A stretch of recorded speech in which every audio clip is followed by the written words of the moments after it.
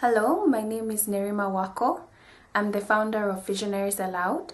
I would just like to take this time to thank you. I thank Stephen Mashua for inviting us to the chat that we previously had with the Network for African Youth for Development.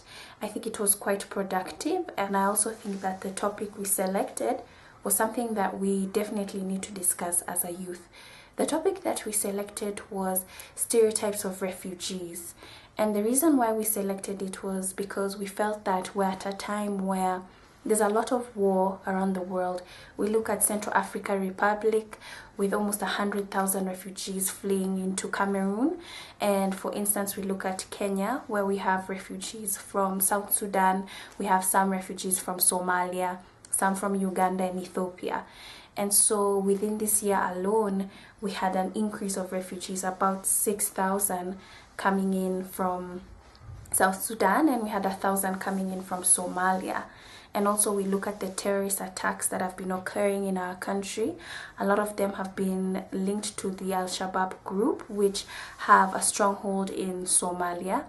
And so a lot of people feel threatened, and a lot of stereotypes have begun within our community, where if a certain person looks a certain way linked to Arab heritage, they are sometimes called terrorists, which is quite irrational.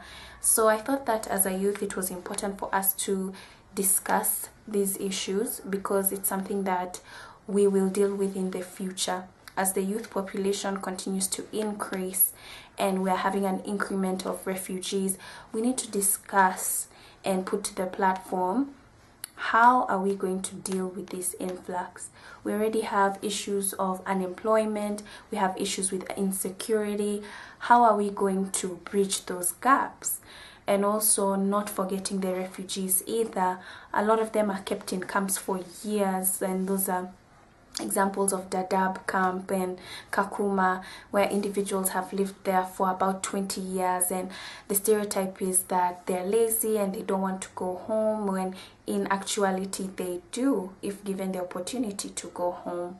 So these are some of the things that I thought it was necessary to speak about, just to hear what people think about them and what we think as a youth needs to be done. We need to help in formulating policies and urging our governments to have some sort of send away packages or send off plans or something for people not to feel that they've been forgotten and their situation has been lost, because a lot of these African countries do not know what to do, especially after a conflict. Plans need to be implemented, and it starts with discussing them.